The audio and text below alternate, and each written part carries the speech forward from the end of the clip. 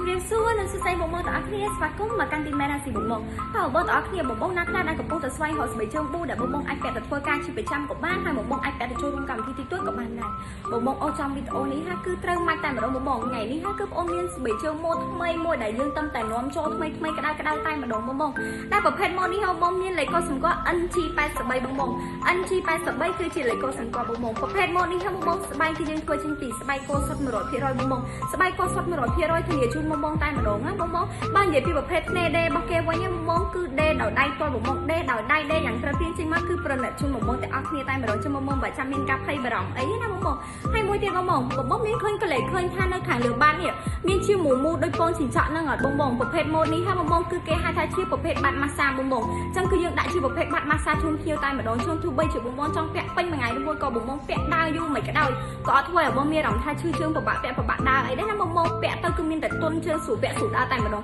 អ្វីដែលកាន់តែពិសេសទៀតគឺយើងមានជាការដាំម៉ាក់ brand ទីមែនដែលជា logo ខាងហាងផ្ទាល់នៅខាងលើស្ទាក់ស្បែកជើងនឹងតែម្ដងបងប្អូនបើនិយាយពីប្រភេទបាតនៅខាងក្រោមនេះវិញបងប្អូនគឺយើងធ្វើចេញពីប្រភេទបាតក្រាបសុទ្ធ 100% បងប្អូនបាតក្រាបសុទ្ធ 100% ការពាររកភាពរអិលការពាររកការស្រិលជូនបងប្អូនបានទាំងអស់គ្នាតែម្ដង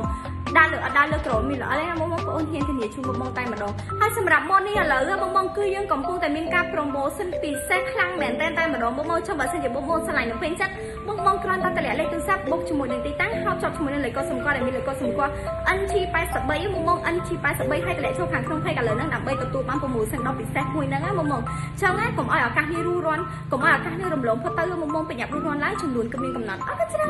ន